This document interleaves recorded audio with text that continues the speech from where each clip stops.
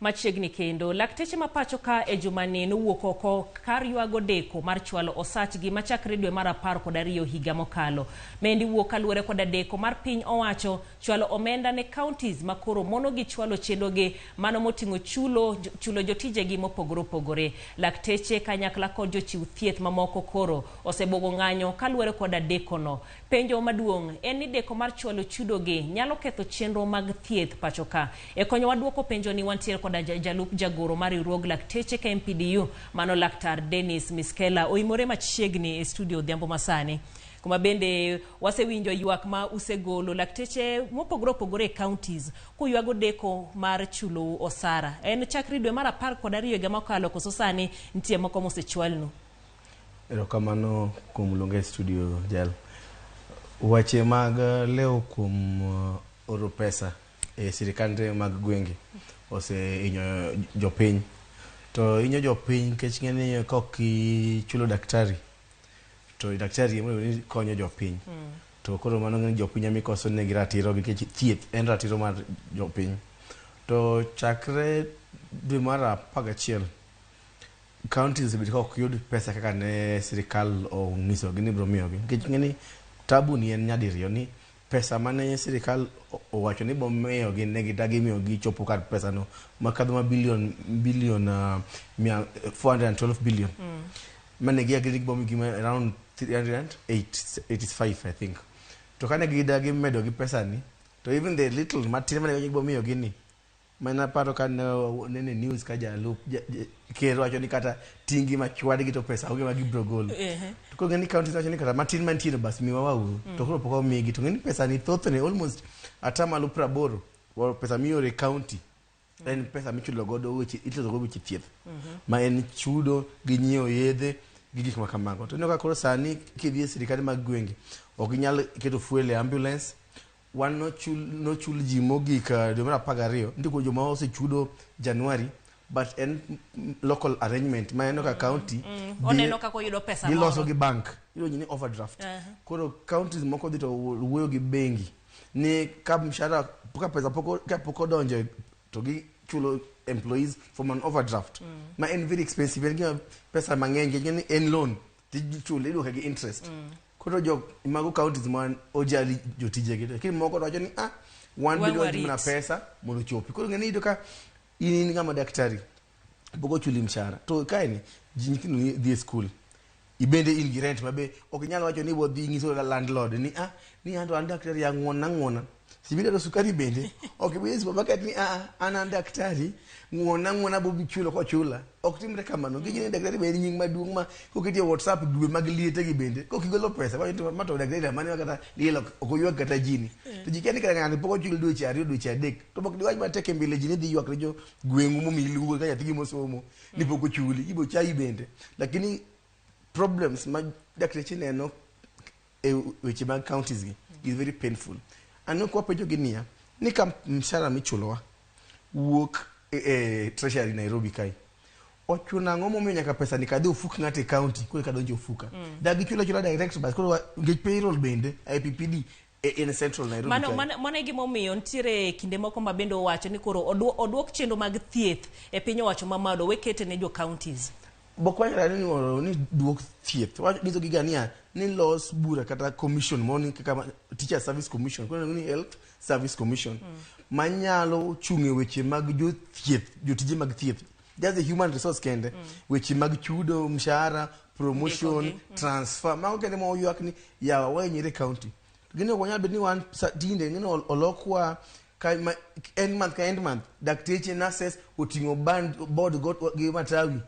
wadi ge market wadi demonstrate weche mag mshahara okwa you don't even demonstrate no wadi yuago ni medo mshahara kata pira isa wadi wago kubane basic thing asitio dwe achiel dwe ariyo to poko chulwa mane gwa KMPD ngiso ni kotamogi ni counties onge mabe ni yutogi ok nyal romo chulo ji to giwach ne jo national government ni mika pesa ni kama pesa mal budho kama bas weche mag chudo kauru wanwe na uru pesa moyo mwatini mwachoke chirnigi wanyego yedhe waget go siptende waket go fuel ambulance to weche mag chudo to kaw to kwa hizo gikamu bende ogedo yie kiji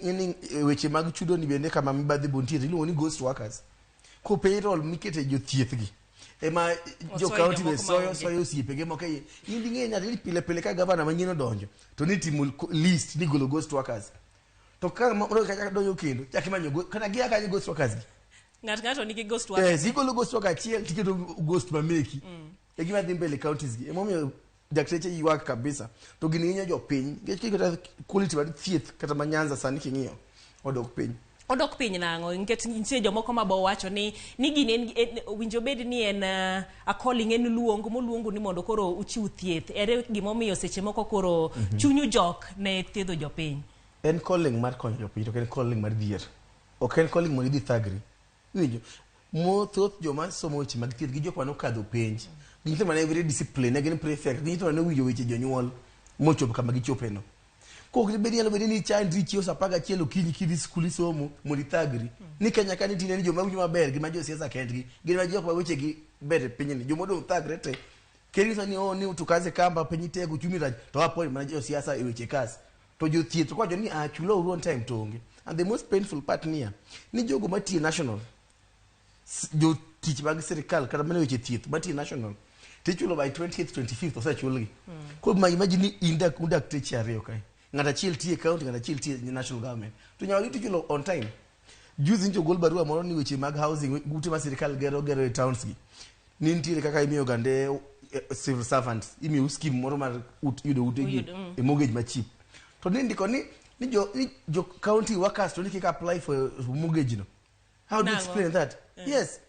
any discrimination do not uti ne serikal achiel uchulo taxes un government workers mami yokoro chunyu bende jok tiyo ne county yes so sabido the strike ni hapana hiki strike ni essential worker to kichul ngato kata mana dala kucha sani jipuro kigone ngato tongo modhi puro ni doge chule gijo bedo ubiro na konyi mondo gigo chama eode jiteni gi kech makayo daktari e makayo police te makayo nyaka president en kicha chiel nyithindo be kan denyo ogingi nyathini ni sani poko ji pesa counties beda mos nyathina ke ji no runko chulwa so ngeni ka kano timeto chunyi tho ko wan dhano wabende kiai ot ka landlord ogoni simu okitigi pressure ni daktari bana wajware pile wach chudo nango idonjo gi pressure no iti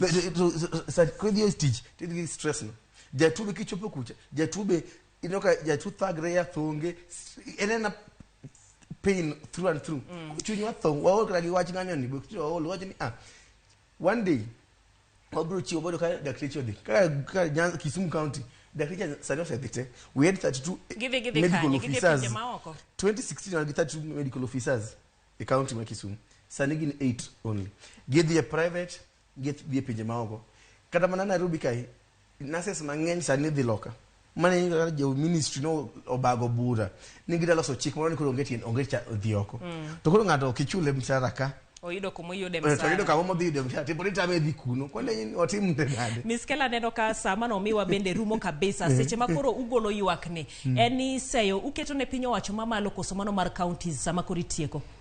wan waseyo ngat mone ne mbele go main county kich county ni nyadi ngenyo singisi ni ni kotamo